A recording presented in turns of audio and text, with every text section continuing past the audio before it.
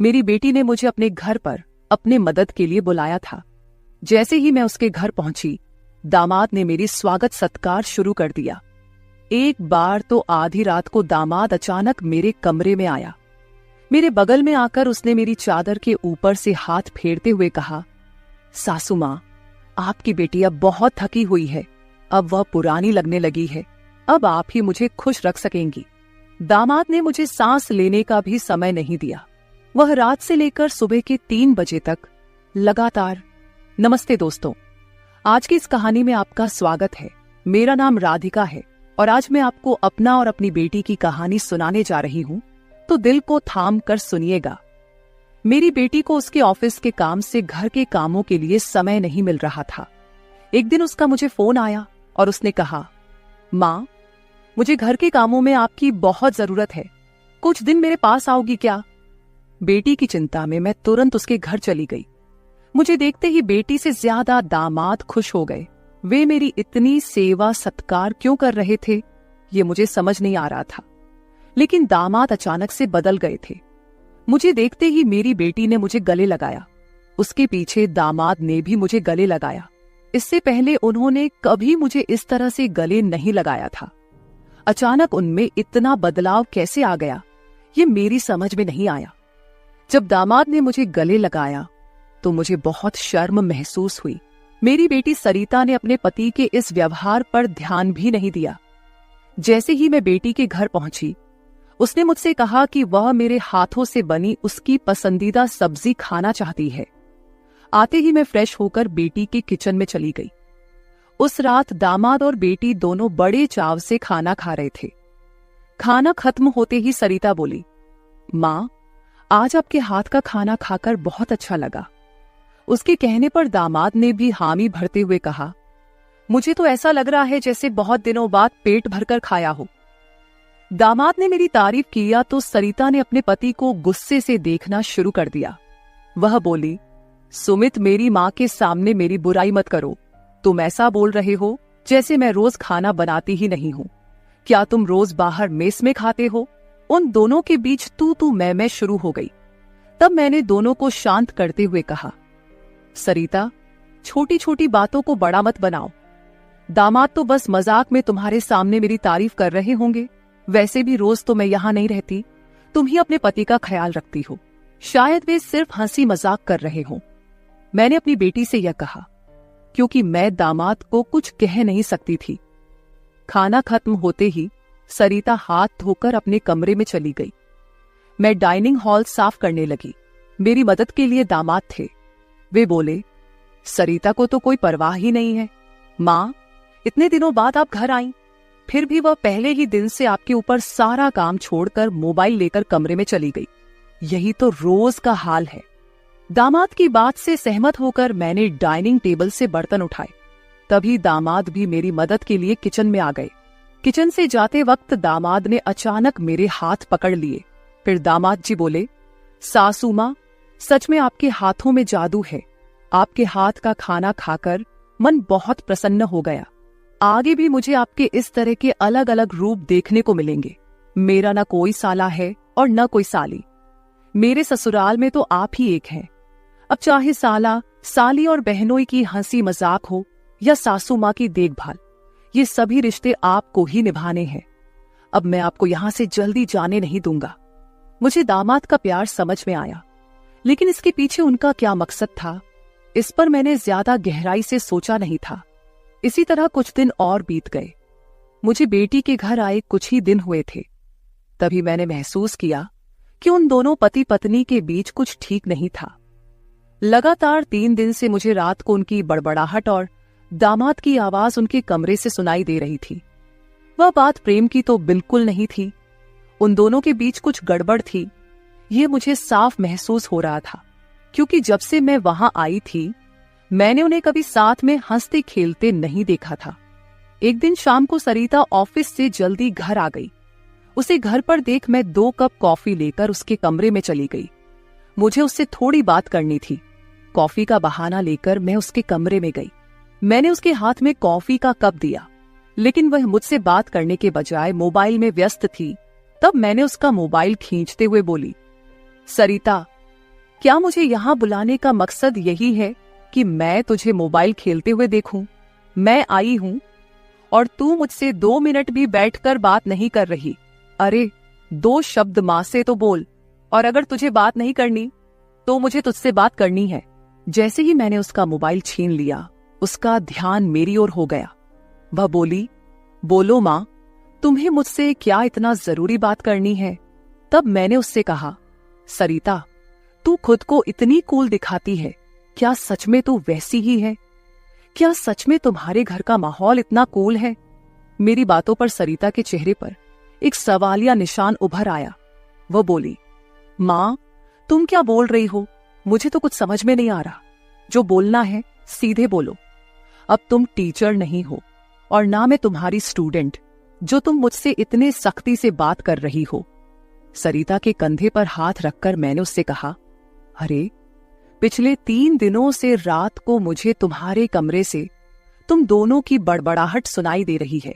क्या तुम दोनों के बीच सब कुछ ठीक है? अभी तुम्हें बच्चा भी होना है। अभी से ही तुम्हारे बीच अनबन शुरू हो गई है। अभी तो तुम्हें साथ में पूरा जीवन बिताना है। ये सही तरीका नहीं है। मेरी बातों का जवाब देते हुए सरिता बोली, मां, मुझसे कहने के बजाय समीर से कहो, क्योंकि हमेशा वही झगड़ा शुरू करता है। उस दिन भी देखा ना, कैसे वह खाने की टेबल पर मुझे कुछ भी बोल रहा था। फिर वह बोली, मां, अब तुम ही बताओ, मैं ऑफिस में भी थक जाती हूं। ऊपर से घंटों ट्रैफिक में फंसकर घर आना पड़ता है। अब 3 दिन से तुम घर आई हो तो मुझे थोड़ी राहत मिली है, नहीं तो रोटियां बेलते वक्त भी मेरी आंख लग जाती थी। अब इतनी थकान के बाद भी मैं समीर को कैसे समय दूं? समीर तो कुछ समझने को तैयार ही नहीं है। और वैसे भी तुम्हें यहां बुलाने का आइडिया उसी का था। वह कह रहा था कि सासू मां के आने से तुम्हें भी थोड़ा आराम मिलेगा। तुम यहां आई हो तो उसकी खाने की शिकायतें भी थोड़ी कम हो गई हैं। नहीं तो हर बात में ये ऐसा और वो वैसा ही चलता रहता था। तुम्हें बुलाने से पहले वह कह रहा था कि जब मेरी सासू मां आएंगी तो मैं उनसे सारी ख्वाहिशें पूरी करवाऊंगा। अब तुम्हारे दामाद को तुमसे क्या ख्वाहिशें पूरी करवानी है, ये तुम ही देख लो। उसकी शिकायतों से तो मुझे थोड़ी राहत मिल गई है। सरिता की बातें सुनकर मुझे लगा कि सच में उसे काम से समय नहीं मिल पाता होगा, इसलिए समीर को खाने पीने की परेशानी हो रही होगी, और शायद इसलिए उन्होंने मुझे कुछ दिनों के लिए बुला लिया होगा।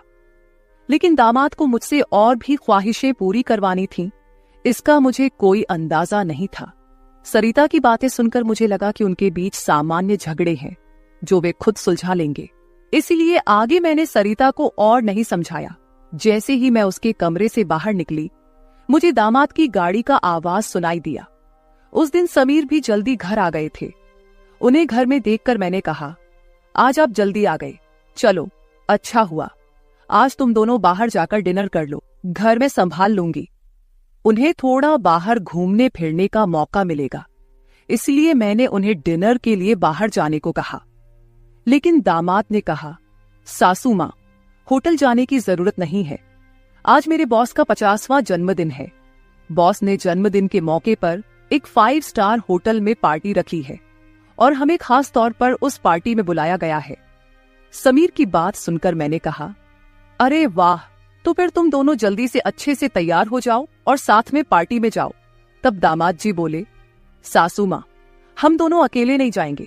बॉस ने पूरे परिवार को बुलाया है और आप भी हमारे परिवार हैं, इसलिए आप भी हमारे साथ चलो। तब सरिता भी मुझसे जिद करने लगी। उसने कहा, मां, घर पर तुम अकेले बैठी क्या करोगी? तुम भी हमारे साथ चलो, तुम्हें भी अच्छा लगेगा।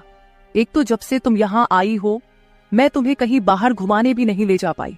मैं छुट्टी लूंगी तो लूंगी, पर अभी तो तुम हमारे साथ बाहर चलो, कम से कम तुम्हारा भी मन थोड़ा हल्का हो जाएगा। उन दोनों का इतना जोर बढ़ गया कि मुझे भी उनके साथ जाने के लिए तैयार होना पड़ा। मैं हमेशा कहीं भी जाती थी तो अपने साथ 1-2 पार्टी वियर कपड़े रखती थी। इस बार भी मैंने पिंक रंग की नेट वाली साड़ी साथ रखी थी।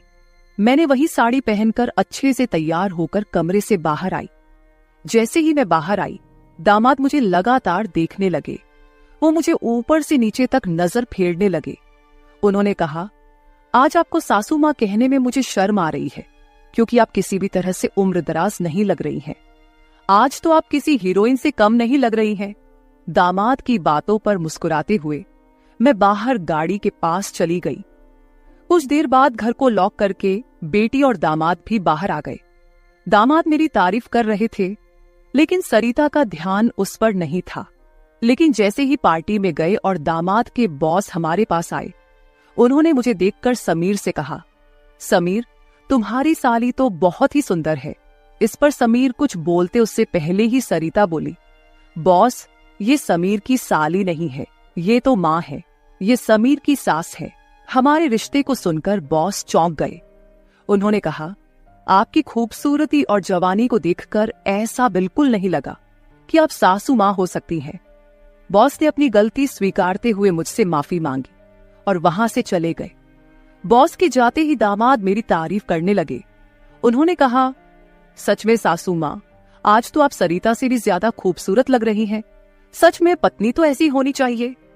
ऐसा कहकर दामाद ने मेरे हाथ पर ताली मारी और हंसने लगे। लेकिन उनकी इस मजाक पर सरिता गुस्से से मेरी ओर देखने लगी। अब मुझे धीरे धीरे दामाद की नजरों का एहसास होने लगा था। कुछ देर बाद हम घर जाने के लिए निकल पड़े। घर पहुंचते ही सरिता और मैं एक साथ गाड़ी से उतरे। गाड़ी से उतरते ही सरिता ने मुझसे कहा, माँ, आज के बाद तुम्हें इतना सजने संवरने की कोई जरूरत नहीं है। थोड़ा अपनी उम्र के हिसाब से रहना सीखो। गुस्से में तीखे शब्द बोलते हुए सरिता पैर पटकती हुई घर के अंदर चली गई। मुझे उसका गुस्सा कुछ समझ नहीं आया। असल में मुझे तो किसी भी बात पर गुस्सा आने का सवाल ही नहीं था। फिर भी सरिता मुझसे नाराज होकर पैर पटकते हुए घर के अंदर चली गई थी। नादान लड़की सोचकर मैंने उसकी बातों को नजरअंदाज किया और घर में जाकर अपने कमरे में चली गई। कुछ देर बाद फ्रेश होकर मैंने रात में सोने के लिए नाइट गाउन पहन लिया। रोज की तरह सोने से पहले मैंने अपने हाथ पैरों पर बॉडी लोशन लगाया। तभी अचानक दरवाजे पर दस्तक हुई। दरवाजे पर दामाद थे। हमारी नजरें मिलते ही दामाद ने कहा, सासू माँ, अंदर आ सकता हूं। ये घर उनका ही था, फिर भी वो कमरे में आने के लिए मुझसे अनुमति ले रहे थे। मैंने कहा, ये घर तो आपका ही है, मेरी अनुमति लेने की क्या जरूरत, आप यहां कभी भी आ जा सकते हो। फिर हंसते हुए दामाद कमरे के अंदर आ गए।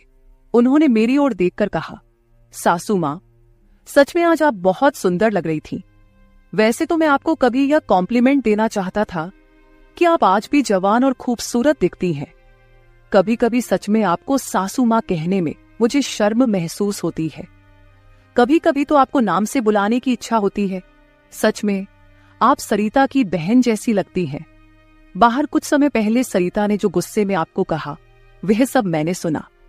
उसकी बातों पर ध्यान मत दीजिए। और हाँ, एक जरूरी बात यह है कि सरिता की बातों को दिल पर लेकर आप अपना रहन सहन बिल्कुल मत बदलिए। आप जैसी हैं बहुत अच्छी हैं। दामाद के मुंह से अपनी तारीफ सुनकर मेरे मन में लड्डू फूटने लगे। अगर 45 साल की किसी महिला की तुलना 21 साल की जवान लड़की से की जा रही हो, तो जाहिर है वह महिला खुश होगी ही। उस समय मेरे साथ भी वैसा ही हुआ था। दामाद की प्रशंसा पर मैं शर्मा गई थी। उस दिन के बाद दामाद की हदें बढ़ने लगी। 4 दिन बाद मुझे अपनी बेटी के कमरे से उनकी बहस की आवाजें सुनाई दी। मैं अपने कमरे से बाहर झांकते हुए वह सब सुन रही थी। तभी दामाद कमरे से बाहर आते दिखे। दामाद को बाहर आते देख मैं जल्दी से अपने कमरे में चली गई। मैं कमरे की लाइट बंद करने ही वाली थी कि समीर मेरे कमरे में आ गया। वो काफी गुस्से में लग रहा था। मैंने उसे एक गिलास पानी दिया और पूछा, सब ठीक तो है ना? इस पर दामाद बोले, सासू माँ, आपकी बेटी और आप में कितना फर्क है। शादी के बाद पति से कैसा व्यवहार करना चाहिए, उसे कैसे खुश रखना चाहिए, आपने सरिता को कुछ भी नहीं सिखाया। जब भी मैं उसके पास जाता हूं, वह मुझसे एक ही बात कहती है कि मैं बहुत थक गई हूं। आपकी बेटी अब पूरी तरह बूढ़ी दिखने लगी है। उसके सामने आप जवान लगती हैं। कहां आपकी जवानी और कहां सरिता की समय से पहले आई बुढ़ापा। मैंने शांत रहकर समीर की सारी बातें चुपचाप सुनी। उनकी बातें खत्म होते ही मैंने उसे समझाते कहा, दामाद जी, आप गुस्सा मत कीजिए। सरिता अपने ऑफिस के काम में पूरी तरह थक जाती है, इसलिए वह थोड़ी परेशान हो गई है। कुछ दिन आप दोनों बाहर घूमने चले जाइए, सब कुछ ठीक हो जाएगा। काम की भाग दौड़ में खुद के लिए भी समय निकालना जरूरी है। इस पर दामाद बोले, मैं तो सब कुछ करने के लिए तैयार हूँ, लेकिन आपकी बेटी को ऑफिस से छुट्टी लेने की इच्छा होगी, तभी मैं भी उसके साथ कहीं जा सकूंगा। मैंने फिर से दामाद को समझाया और उनके हाथ में पानी का गिलास दिया। दामाद से बात करते हुए अनजाने में मेरा हाथ उनके पैर पर रख दिया गया। अचानक दामाद ने अपने पैर पर रखा मेरा हाथ अपने हाथ से पकड़ा और मेरे हाथ से गिलास को एक ओर रखते हुए दूसरे हाथ से मेरे चेहरे से बाल हटाकर बोले, सासू माँ, आप सच में बहुत सुंदर हैं। आपको देखकर तो सरिता को देखने की इच्छा ही नहीं होती। कहाँ आपके चेहरे का तेज और कहाँ सरिता की झुर्रियां। दामाद मेरे सामने मेरी बेटी की बुराई कर रहे थे। मैंने उन्हें कहा, आप मेरी सुंदरता की तारीफ कर रहे हैं, इसके लिए धन्यवाद, लेकिन जिस लड़की के बारे में आप बुरा भला कह रहे हैं वह मेरी बेटी है, ये मत भूलिए। दामाद बोले, सासू माँ, मैं कुछ गलत नहीं कह रहा हूं, जो सच है वही कह रहा हूं। अब सरिता बूढ़ी दिखने लगी है तो क्या करूं? आपके सामने वह सच में फीकी पड़ती है। आपकी सुंदरता बेहद मनमोहक है। बोलते बोलते दामाद की नजर मुझ पर टिकने लगी थी। तब मैंने उनसे कहा, अब काफी रात हो गई है, आपको जाकर सो जाना चाहिए, नहीं तो सरिता यहाँ आ गई तो वह और नाराज हो जाएगी। मैंने दामाद को जैसे तैसे अपने कमरे से बाहर किया, नहीं तो वह रात भर मेरे कमरे में ही बैठे रहते। खैर, जो भी हो, लेकिन समीर ने मेरी जो प्रशंसा की वह मुझे बहुत पसंद आई। अगले दिन शाम को जब दामाद ऑफिस से घर आए तो उन्होंने कहा, सासू माँ, कल मुझे 2 टिफिन पैक कर दीजिए, और वो भी भरकर। जब से आप मेरा टिफिन बना रही हैं, ऑफिस में मेरी क्रेडिट कुछ ज्यादा ही बढ़ गई है। मेरे दोस्त रोज मेरे टिफिन की तारीफ करते रहते हैं, और आज तो मेरे बॉस ने भी मेरी तारीफ की। सबको लगा कि मेरी पत्नी ने इतना अच्छा खाना बनाया है, लेकिन मैंने सबका भ्रम दूर कर दिया और उन्हें बताया कि यह जादू मेरी पत्नी के हाथों में नहीं, बल्कि मेरी सासू माँ के हाथों में है।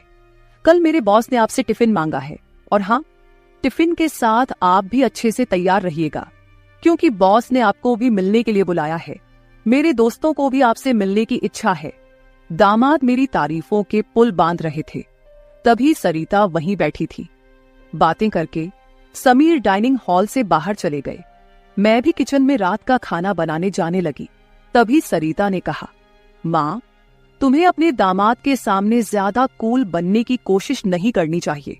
मैंने तुम्हें उसी दिन समझाया था कि तुम्हें अपनी उम्र के हिसाब से रहना चाहिए। अब ना तुम नौकरी करती हो, ना पापा है, तो तुम्हें इन सब नखरों की क्या जरूरत है?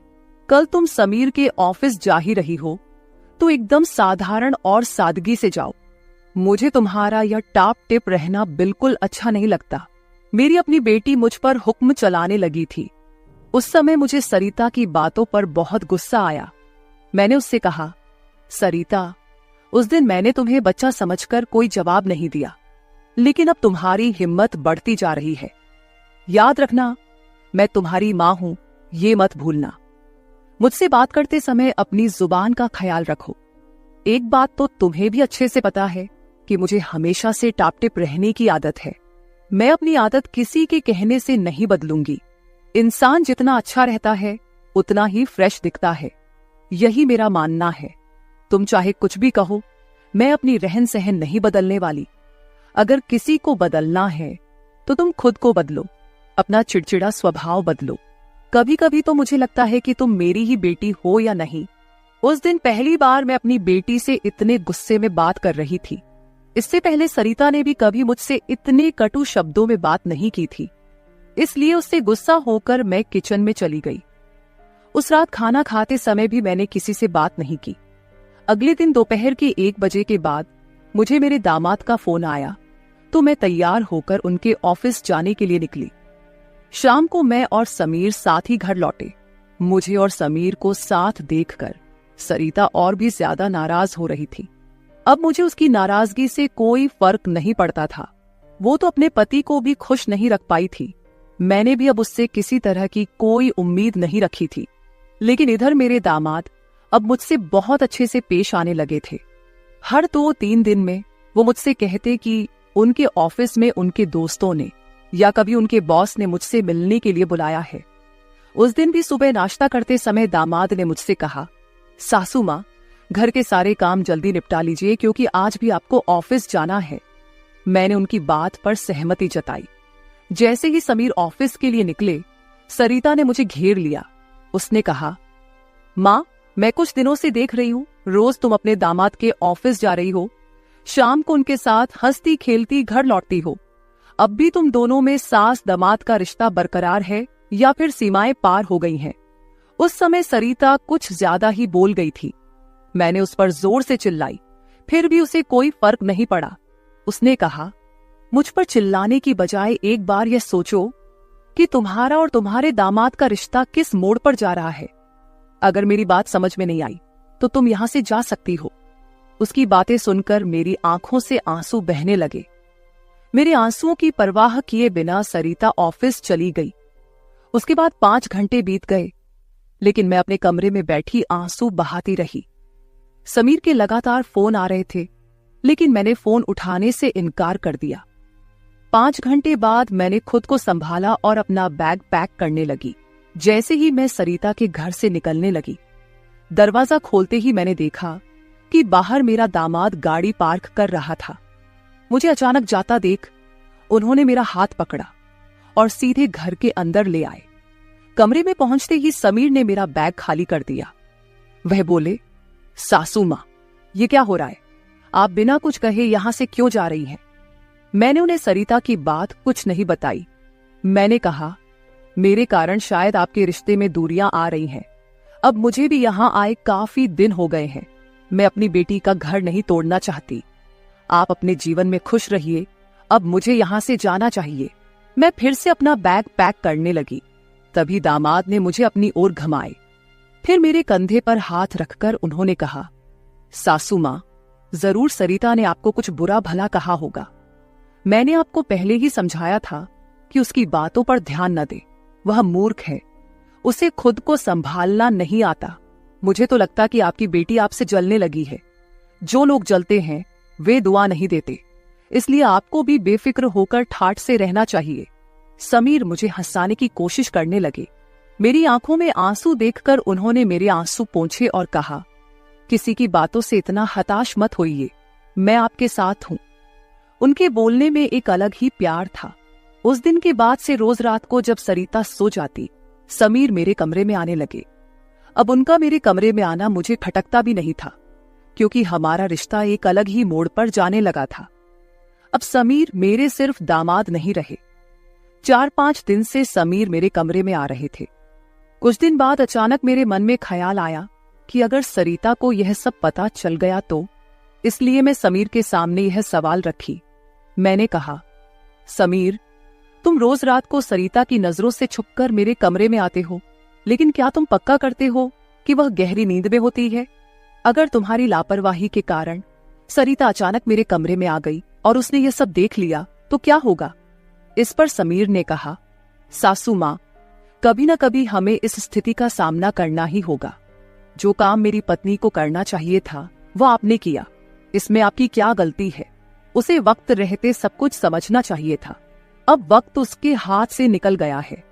आप ज्यादा चिंता मत कीजिए, नहीं तो आपके चेहरे पर भी झुर्रियां आने लगेंगी। आप चिंता मत करें, बस सरिता के सामने इस रिश्ते को स्वीकार करने का साहस रखिए। हम दोनों बात कर ही रहे थे कि अचानक सरिता कमरे में आ गई। मैंने उसका नाम लिया ही था कि वह वहां मौजूद हो गई थी। हम दोनों सास और दामाद एक दूसरे को देखने लगे। सरिता तो हमें साथ देखकर हमारी ओर बस देखती ही रह गई थी। उसने कहा, मुझे तुम दोनों पर पहले ही शक हो गया था। समीर, तुम्हें क्या लगा कि तुम रोज रात को मुझे चकमा देकर जाते हो और मुझे इसका बिल्कुल पता नहीं चलता?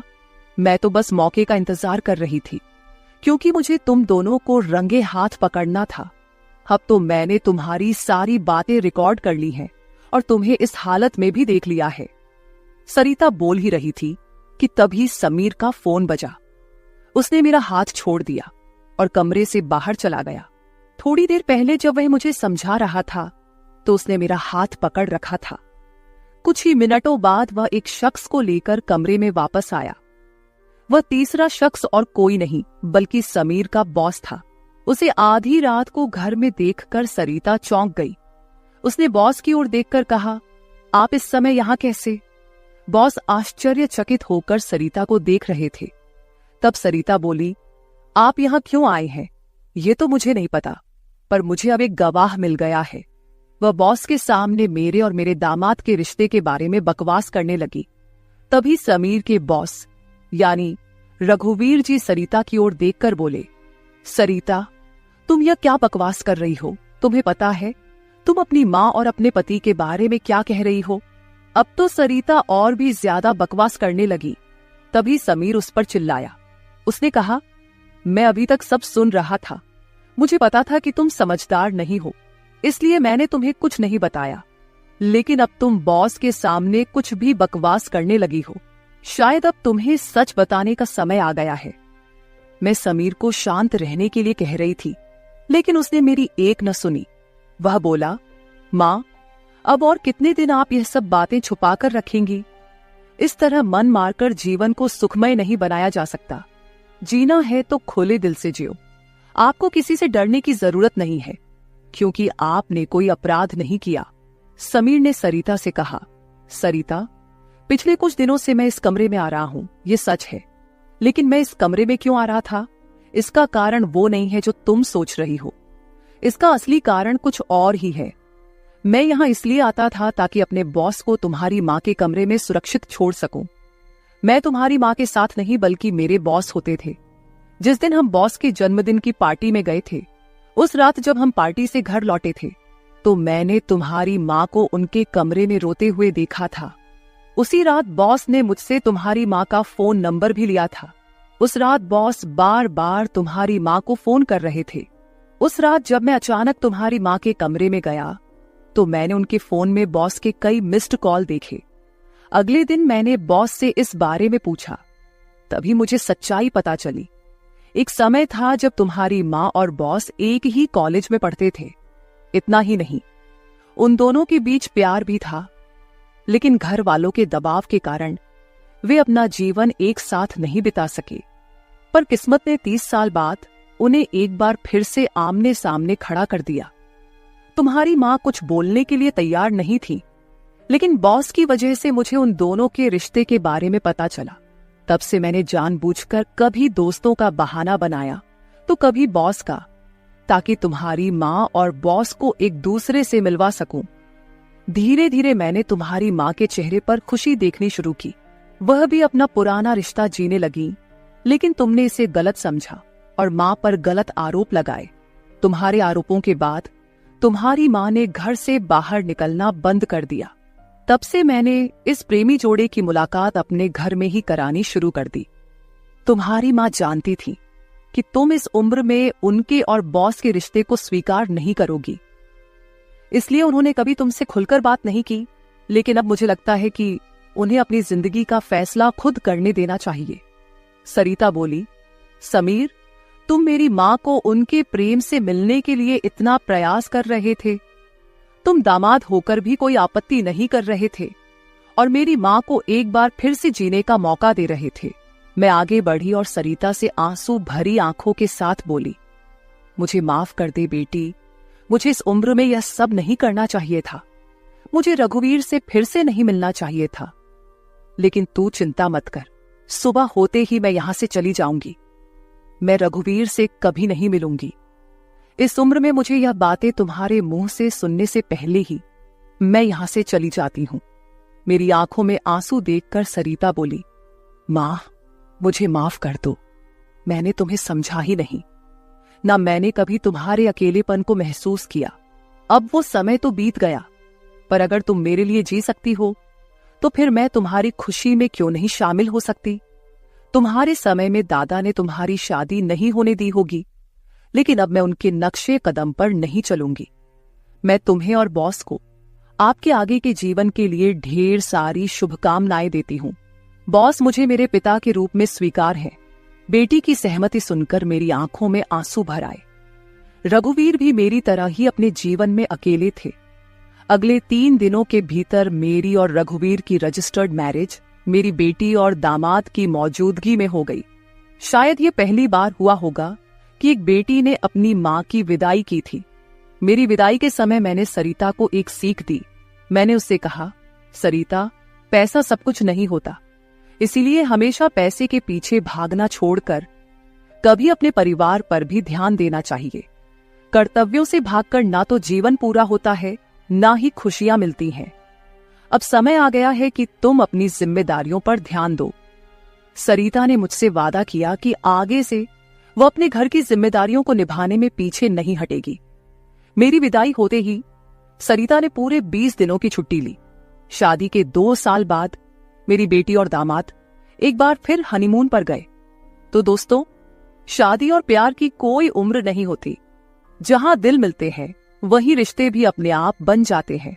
बस जरूरत होती है एक दूसरे को समझने की। तो मेरे प्यारे दोस्तों, यह थी हमारी आज की छोटी सी कहानी। आपको ये कहानी कैसी लगी कमेंट करके जरूर बताएं।